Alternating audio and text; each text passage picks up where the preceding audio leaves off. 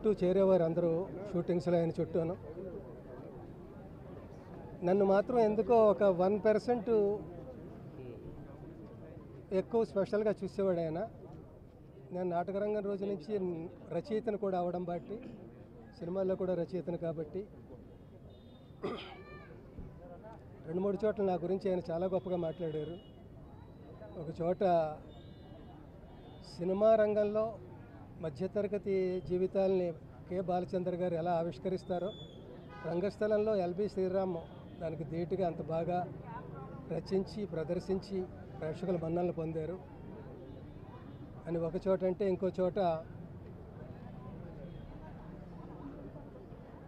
మీరు సరస్వతి పుత్రులు, మంచి గురువుల దగ్గర శిక్షణ పొందారు, మంచి సినిమాలకి రచనలు, మంచి నాటకాలకి సినిమాలకి రచన చేశారు. సమాజానికి ఎంతో అవసరమైన ఉపయోగకరమైన ఆ పెన్నుని మీ జేబులో పెట్టుకుని మీరే మురిసిపోతే ఎలాగా, ఆ పెన్ను గుండెకి బరువు అనిపించట్లేదా అన్న చోట రాశాడు ఆయన స్టైల్లో. దానికి నేను ఏం చెప్పాలో తెలియక, పెన్ను తీయాలనే నాకు ఉందండి, కానీ తీస్తే జేబుతో పాటు పెన్ను కూడా తేలికైపోతుందేమో అని భయంగా అలా ఉంచేసాను, బరువుగానే ఉంది అని నేను అనేవాడిని. ఇలా చాలా అనుభవాలు.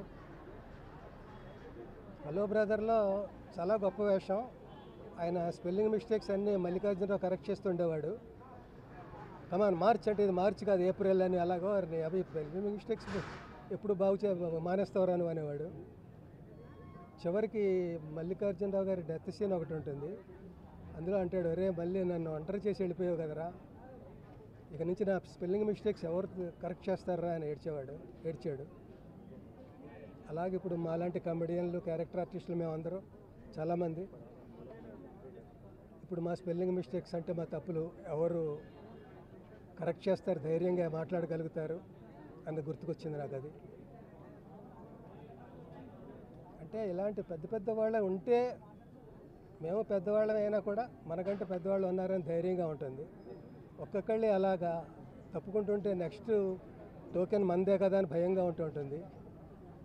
భయంగా ఎందుకు, వెళ్ళిపోయిన వాళ్ళు ఏమో నష్టపోరు, ఇంకా గొప్ప జీవితాలని అనుభవిస్తూ ఉంటారు.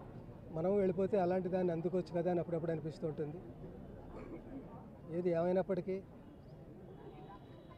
ఒక మహాప్రస్థానం ముగిసింది. ఆయనకి, వారి కుటుంబ సభ్యులకి శాంతి చేకూర్చాలని భగవంతుడు ప్రార్థిస్తున్నాను.